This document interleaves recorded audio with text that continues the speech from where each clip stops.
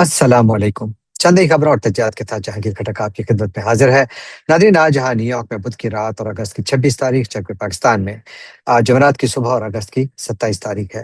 नाज़रीन, आज थोड़ा जिक्र होगा नेपाल में खौफनाक तबाही, यानी जो सैलाबी रेला आज आया, जो खौफनाक मनाजिर आज दुनिया ने देखे, बड़े सवालात पीछे छोड़ गए। जहां बहुत तबाही पीछे छोड़ गए, सवालात उनसे ज्यादा।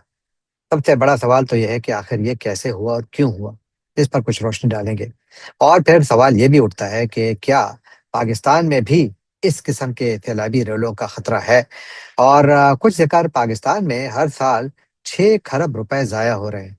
कैसे ज़ाया हो रहे हैं, इस पर बात करेंगे। और फिर आज ईरान की जानिब से खबर आई कि ईरान ने पाकिस्तान के आमों पर पाबंदी लगा दी है। क्यों लगाई है, इसका भी जिक्र होगा। लेकिन सबसे पहले जिक्र पाकिस्तान के अंदरूनी हालात का, यानी इस वक्त जो बन्नू और लकी मरवत से खबरें आ रही हैं, उनका ताल्लुक वहां पर पुलिस और पुलिस की अमन कमेटियों से है। दोनों इलाकों में जो पुलिस है, उन्होंने कई कुछ अरसे से अपनी अमन कमेटियां बनाई। ये अमन कमेटियों को बाकायदा सरकारी सरपरस्ती हासिल थी। लेकिन अब वो अमन कमेटियां बहुत ज़्यादा ताकतवर हो गई हैं और अब सरकारी अहकामात को भी मानने से इनकार कर रही हैं। इससे पहले बहुत सारी ऐसी इत्तलात आई थी कि जहां पर वीडियोस भी आई, वायरल हुई, जिनमें देखा जा सकता था कि इन अमन कमेटियों ने जो सिक्योरिटी फोर्सेस हैं, उन पर इल्ज़ाम लगाया कि जिन इलाकों में ये हैं, वहां से इनको निकलना होगा, क्योंकि जहां ये जाते हैं वहां दहशतगर्दी बढ़ती है। और उसके बाद फिर पुलिस, स्पेशली अमन कमेटी और सिक्योरिटी फोर्सेस के दरमियान जो ताल्लुकात हैं, वो हमेशा से मुश्किल रहे हैं और इस वक्त भी शायद मुश्किल हैं। लेकिन जो ये ताज़ा तरीन मिसालें सामने आ रही हैं, चाहे वो लकी मरवत हो या बन्नू हो, दोनों शहरों से इत्तलात यही आ रही है कि यहाँ पर मकामी पुलिस ने दो तीन काम किए हैं। एक तो वो ये कह रहे हैं कि जनाब, हम कोई सरकारी वर्दी नहीं पहनेंगे। इसकी जो सबसे बड़ी वजह वो बयान कर रहे हैं, वो कहते हैं जी कि हम जब वर्दी पहनकर जाते हैं तो जो दहशतगर्द हैं उनको पहले से पता लग जाता है। लिहाजा हम जब सादा कपड़ों में जाते हैं तो हम ज्यादा महफूज भी होते हैं और ज्यादा दहशतगर्दों को निशाना भी बना सकते हैं। और एक और जो ट्रबलिंग चीज सामने आई है, यानी ये बात दुरुस्त है, इत्तलात यही है कि जहां जहां ये अमन कमेटियां फाल हैं, वहां पर जनरली दहशतगर्दी की जो सूरत हाल है उसमें कुछ बेहतरी आई है। मसलन लक्की बरवत में जो वाकयात हैं उनमें बिल्कुल कमी आई है, क्योंकि वहां पर अमन कमेटी बहुत ज्यादा एक्टिव है। जबकि बन्नू में भी मामलात जो अमन कमेटी के हैं, वो काफी ज्यादा अब क्वेश्चनेबल हो गए हैं। इसमें कोई शक नहीं है कि वो बन्नू की पुलिस ने बड़ी शहादतें दी है। मेरा ख्याल है खैबर पख्तूनख्वा के किसी भी डिस्ट्रिक्ट में अगर एक डिस्ट्रिक्ट जहाँ की पुलिस ने इस दहशतगर्दी के खिलाफ जंग में सबसे ज्यादा शहादतें दी हैं हालिया सालों में, बल्कि हालिया महीनों में, तो वो बन्नू की पुलिस है। और साथ लकी बरवत, जहाँ पर के पुलिस जवान जब छुट्टियों पर भी जाते हैं तो उनको निशाना बनाया जाता है। तो अब यहाँ पर पुलिस और सिक्योरिटी फोर्सेस के दरमियान एक खला नजर आ रहा है। और दूसरा जो ट्रबलिंग साइन है वो ये है कि डिसिप्लिन खत्म हो रहा है। और अब ये अमन कमेटियां बाकायदा हुकूमत से मुतालबा कर रही हैं कि फलाने अफसर को यहाँ लाएं या फलाने अफसर को यहाँ से निकालें। अगर इन पुलिस ऑफिसर्स और इन पुलिस वालों का कहीं तबादला भी किया जाता है तो वो उन अहकामात को भी नहीं मान रहे। तो बुनियादी तौर पर वो गवर्नमेंट रूल्स की वायलेशन कर रहे हैं। लेकिन इसके पीछे जो सबसे बड़ा मसला है वो दहशतगर्दी का है, क्योंकि यहाँ पर बहुत सारे पुलिस वालों ने जानें गंवाई हैं। तो इसलिए अब वो कहते हैं कि जनाब, आप हमें एक काम करने दें, हम दहशतगर्दी का कला कामा करेंगे, लेकिन इसको हमें हैंडल करने दें। और यहीं पर ही सबसे बड़ा मसला है।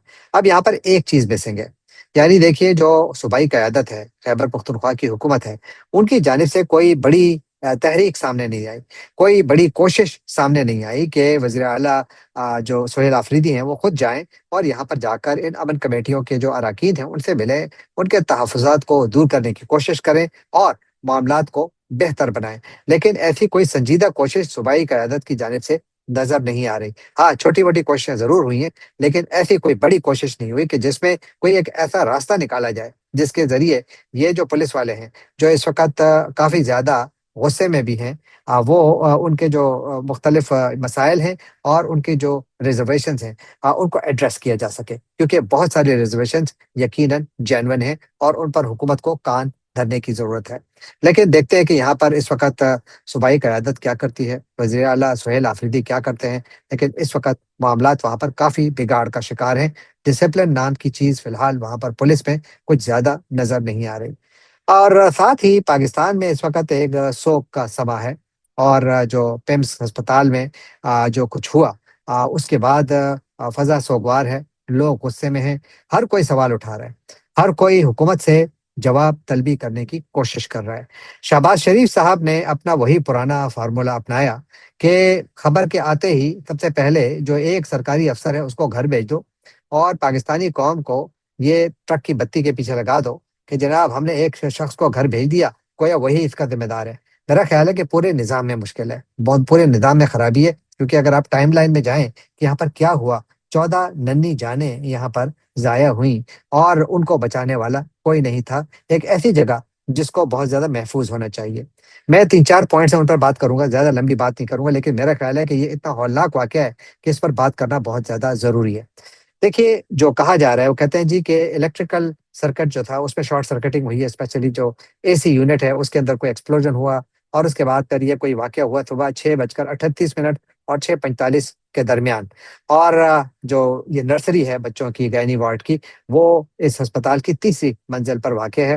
اور اس کے بعد پھر جو آکسیجن لائنز ہیں، جو ٹیوبس ہیں جو کہ اٹیچ ہوتی ہیں انکیوبیٹرز میں، جن میں کہ ان ننھے منھے بچوں کو رکھا گیا تھا، وہاں پر آگ بھڑک اٹھی، ایسی آگ جس کو کہ منٹوں میں وہ بہت زیادہ پھیل گئی، اور اس کے بعد پھر بہت سارے بچوں نے اپنی جانیں گنوائیں، کم از کم 14۔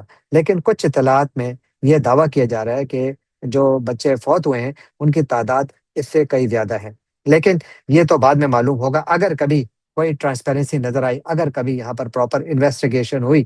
لیکن جو سوال ہے وہ یہ ہے کہ اتنا بڑا ہسپتال، یعنی Pakistan institute of medical sciences, جو کہ پاکستان کا میرا خیال ہے کہ سب سے بڑا اور ویل ریپیوٹیڈ ادارہ ہونا چاہیے، اس کے اندر اسپرنکلر سسٹم ہی نہیں ہے۔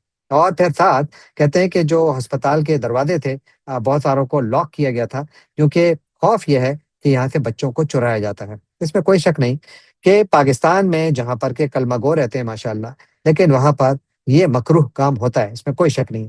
لیکن کیا ہسپتالوں کو تالے لگا کر محفوظ بنایا جاتا ہے، یا وہاں پر کسی اچھے یعنی سیکیورٹی کا انتظام قائم کر کے ان کو محفوظ بنایا جاتا ہے؟ لگتا ہے کہ شارٹ کٹ دیکھا گیا، کیونکہ تالے لگائے گئے، اور اطلاعات یہ ہیں کہ جب یہ آگ پھیل رہی تھی تو اس وقت یہاں پر عملے کے اراکین بھی کم تھے، تو بچوں کی جانیں نہ بچائی جا سکی، والدین باہر رلتے رہے۔ اور ایک اور دعویٰ یہ آیا، ابھی اس میں بہت زیادہ کنٹراڈکشنز ہیں۔ ایک دعویٰ یہ آیا حکومت کی جانب سے کہ جی 5 سے 6 منٹ میں وہاں پر فائر ٹینڈرز پہنچ گئے، یعنی آگ بجھانے والی گاڑیاں وہاں پہنچ چکی تھیں، جبکہ والدین جو کہ وہاں پر بلک رہے تھے اپنے بچوں کو جو اس وقت آگ میں جل رہے تھے، ان کا کہنا ہے کہ آگ 6:38 سے 6:45 کے درمیان شروع ہوئی، اور فائر ٹینڈرز یعنی جو فائر بریگیڈ کا عملہ ہے وہ جائے وقوع پر صبح 9 بجے پہنچا، اتنی دیری سے پہنچا، اور اس کے اوپر بھی اب سیاست ہو رہی ہے۔ آپ دیکھیے کہ جو ہمارے وزیر صحت ہیں، جن کا میرا نہیں خیال کہ صحت کے محکمے سے کبھی بھی کوئی تعلق رہا ہو، نہ وہ ڈاکٹر ہیں، نہ ان کا کبھی اس یعنی فیلڈ میں کوئی تجربہ ہے، اور جس قسم کی ان کی پرسنالٹی ہے، یعنی وہ چھوٹی چھوٹی باتوں پر لوگوں کے ساتھ لڑ پڑتے ہیں۔ اور وہ صاحب جو ہے مصطفیٰ کمال، جو کہ پاکستان کے ایک سابق ڈکٹیٹر جنرل پرویز مشرف کے آنکھ کے تارے بھی ہوا کرتے تھے ایک زمانے میں، ان کو وزیر صحت لگایا گیا ہے۔ وہ کیا ذمہ داری قبول کریں گے؟ وہ تو اپنی جان چھڑانے کی کوشش کر رہے ہیں۔ اور جو شہباز شریف ہیں، انہوں نے ایک سیکٹری کو معطل کر دیا، اور اس کے بعد انہوں نے کہا کہ میرا اپنا کام ختم کر دیا، جبکہ یہ واقعہ یعنی ایک طرف سے نیگلیجنس کا نہیں ہے، یعنی ایک حکومت کے اندر یا جو پیمس کا جو عملہ ہے اس کے اندر نیگلیجنس سے اس کا تعلق نہیں ہے، وہاں پر تو بالکل نیگلیجنس ہے، لیکن اس کا تعلق سسٹمک فیلیور سے ہے، اور یہ سسٹم بالکل کولیپس کر رہا ہے۔ محسن نقوی صاحب نے آج سے کچھ عرصہ پہلے ایک بیان دیا تھا، باوجود اس کے کہ اس وقت بہت سارے لوگوں کی یہ رائے ہے کہ وہ خود حکومت چلا رہے ہیں یا اس کو چلانے میں ان کا بہت بڑا ہاتھ ہے، وہ خود کہتے ہیں کہ یہ سسٹم کولیپس ہو رہا ہے۔ میرا خیال یہ ہے کہ پیمس میں آج جو کچھ ہوا، اس نے یہ ثابت کیا کہ واقعی یہ سسٹم کولیپس ہو نہیں رہا، یہ کولیپس ہو چکا ہے۔ اور کیونکہ یہاں پر کوئی پوچھنے والا نہیں ہے، یعنی اس حکومت میں جتنے بھی لوگ اس وقت بیٹھے ہیں وہ بنیادی طور پر الیکٹڈ ریپرزینٹیٹیوز نہیں ہے، لہذا وہ اپنے آپ کو سمجھتے نہیں ہے کہ وہ کسی کے لیے جواب دہ بھی ہیں، تو جواب دہی ہے ہی نہیں، اکاؤنٹیبلٹی کہاں سے آئے گی؟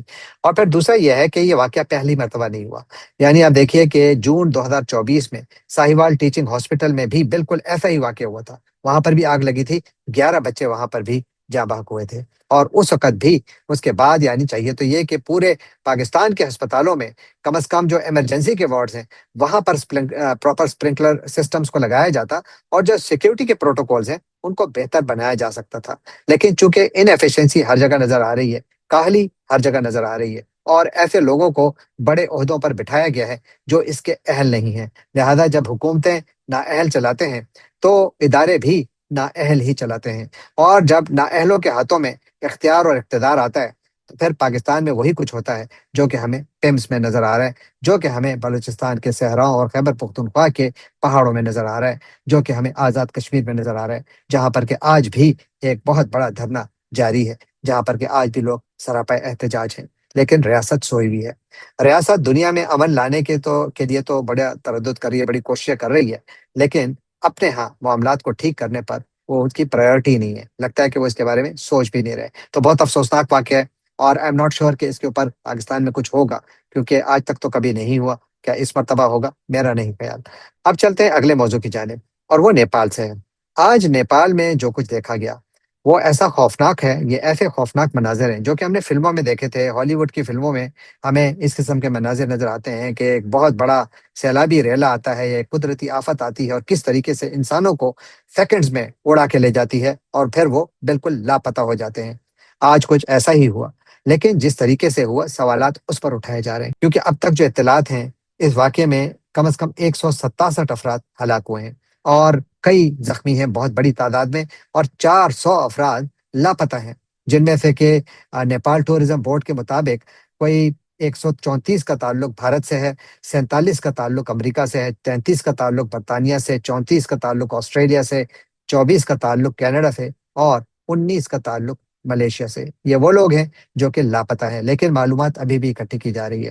اب سب سے بڑا سوال یہ ہے کہ آخر ہوا کیا؟ یہ اتنا خوفناک سیلاب آیا، یہ سیلاب نہیں تھا، یہ بنیادی طور پر مٹی، پتھر، برف اور پانی کی ایک دیوار تھی، جو کہ ایسی دیوار تھی کہ کم از کم میں نے اپنی زندگی میں انہیں فلموں میں تو دیکھی تھی، لیکن میں نے حقیقت میں نہیں دیکھی تھی، کہ وہ کئی 100 فٹ اونچی دیوار تھی، اور وہ آئی اور وہ پوری کے پورے، یعنی بستیوں کو نہیں، جو کچھ اس کے راستے میں آیا اس کو بہا لے گئی۔ کم از کم 3 پاور پلانٹس کو تباہ کیا اس سیلاب نے۔ اور اب جو سائنٹسٹ ہیں وہ وارننگ دے رہے ہیں کہ یہ جو ٹریگر ہوا ہے اس کی وجہ یہ ہے کہ جو ہمالیاز ہیں اس خطے میں، یہاں پر گلیشیئر کا ایک بہت بڑا ٹکڑا، تقریباً آدھا میل چوڑا ٹکڑا تھا، جو کہ ٹوٹا۔ کہاں ٹوٹا؟ 17,000 فٹ کی بلندی پر ٹوٹا ہے۔ بالکل آپ سمجھیں کہ جو ہمارے ناردرن ایریاز میں کسی بھی پہاڑ پر آپ جائیں اور آپ دیکھیں دور سے تو آپ کو وہاں پر برف نظر آتی ہے، تو ان کا ایک اتنا بڑا ٹکڑا جو کہ آدھا میل لمبا ہو اور چوڑا ہو، وہ نیچے آئے تو اس کا کیا امپیکٹ ہوگا؟ اطلاعات یہ ہیں کہ یہ ہزاروں فٹ نیچے آیا، 17,000 فٹ کی بلندی سے نیچے آیا، اور جب یہ زمین میں وادی میں ٹکرایا، نیچے جو وادی تھی، تو وہاں پر اتنی اس کی شدت تھی کہ 5.2 کا زلزلہ آیا وہاں پر، یعنی زمین کو اس نے ہلا دیا۔ اور پھر اس کے بعد جو برف تھی، چٹانیں تھیں، پانی تھا، یہ سب مل کر ایک سیلاب کی شکل میں وادی میں نیچے اترے، اور اس کے راستے میں جو کچھ آیا اس کو یہ بہا لے گئے۔ بستیاں کی بستیاں اجڑ گئیں، پل ٹوٹ گئے، جو بجلی گھر تھے وہ تباہ ہو گئے، اسکول اور دوسرے منصوبے جو تھے وہ پانی میں بہہ گئے، اور بہت سارے لوگ ابھی بھی لاپتہ ہیں۔ دیکھتے ہیں کہ یہاں پر معاملات آگے کیا بڑھتے ہیں، لیکن نیپال میں اب بحث یہ چل رہی ہے کہ دیکھیے یہ گلوبل وارمنگ کا دور ہے، موسمیاتی تبدیلی کا دور ہے، کیا نیپال اس کے لیے تیار ہے؟ اس پر سوالات اٹھائے جا رہے ہیں، اور جو ارلی وارننگ سسٹم ہے اس کے بارے میں سوالات اٹھائے جا رہے ہیں کہ نیپال میں یہ کتنے فعال ہیں، کیا اس کے بارے میں ارلی وارننگ دی جا سکتی تھی؟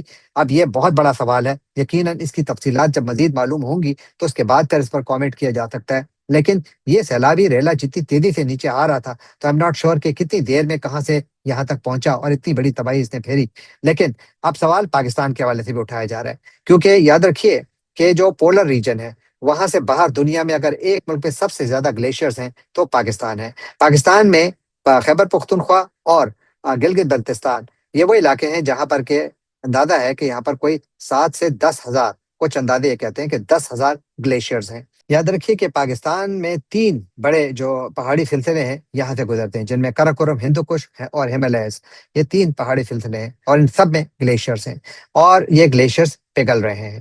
اور ان کے حوالے سے اطلاعات یہ ہیں کہ جتنا جتنا یہ گلیشیئرز بڑھتے ہیں، یعنی جتنا جتنا ٹیمپریچر بڑھتا ہے تو یہ گلیشیئرز پگھلتے ہیں تو ان سے جھیلیں بنتی ہیں، اور وہ جھیلیں جب بنتی ہیں تو چونکہ وہ یعنی قدرتی طور پر بنی ہوتی ہیں، اور جب ان میں پانی بہت زیادہ جمع ہو جاتا ہے تو وہ پھر پھٹ جاتی ہیں، یعنی وہ نیچے پانی نیچے ڈھلوانوں پر آتا ہے اور اسے سیلاب پیدا ہوتا ہے۔ اسی لیے اس کو کہتے ہیں گلیشیل لیک آؤٹ برسٹ فلڈس اور گلوف کا یہ فنومینا پھر پاکستان میں ہم نے کئی مرتبہ دیکھا۔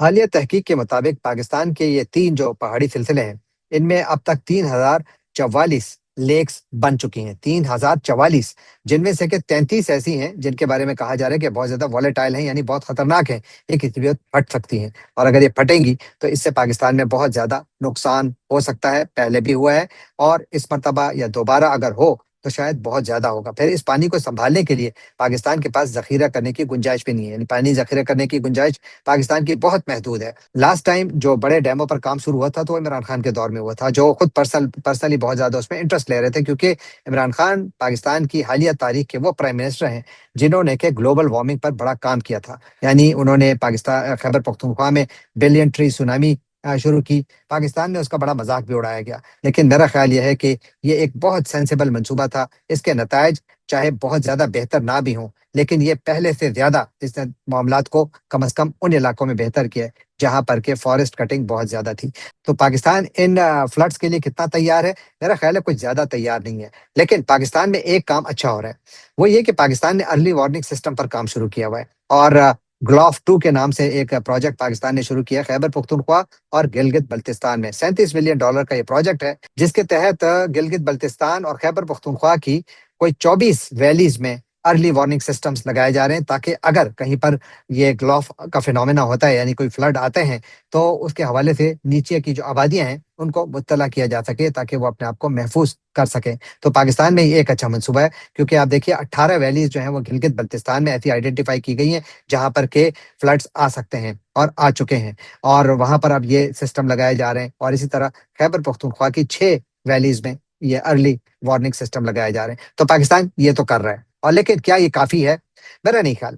پاکستان کو اس سے بہت زیادہ کرنے کی ضرورت ہے، کیونکہ جیسے میں نے عرض کیا 3044 لیکس بہت زیادہ ہوتی ہیں، ان میں چھوٹی لیکس بھی ہیں، ان میں بڑی لیکس بھی ہیں، ان میں بہت بڑی لیکس بھی ہیں، اور اسی لیے جس طرح آپ دیکھیے یہ عطاباد لیک جو ہے یہ بھی بیسیکلی ایک گلوف ہی کا نتیجہ ہے، اور لیکن یہاں پر یہ جو بند خود بنا ہے قدرتی طور پر، یہ ایک پہاڑ کھڑا ہو گیا ہے، لیکن کیا یہ مضبوط ہے، مستحکم ہے، کیا اس کو مضبوط بنایا گیا ہے؟ کسی کو نہیں معلوم۔ لیکن اگر خدا نہ کرے یہ سیزمولوجیکلی کافی ایکٹیو ریجن ہے، یہاں پر اگر کوئی زلزلہ آتا ہے پھر کیا ہوگا؟ اگر یہ ٹوٹتا ہے پھر کیا ہوگا؟ کیا پاکستان اس کے لیے تیار ہے؟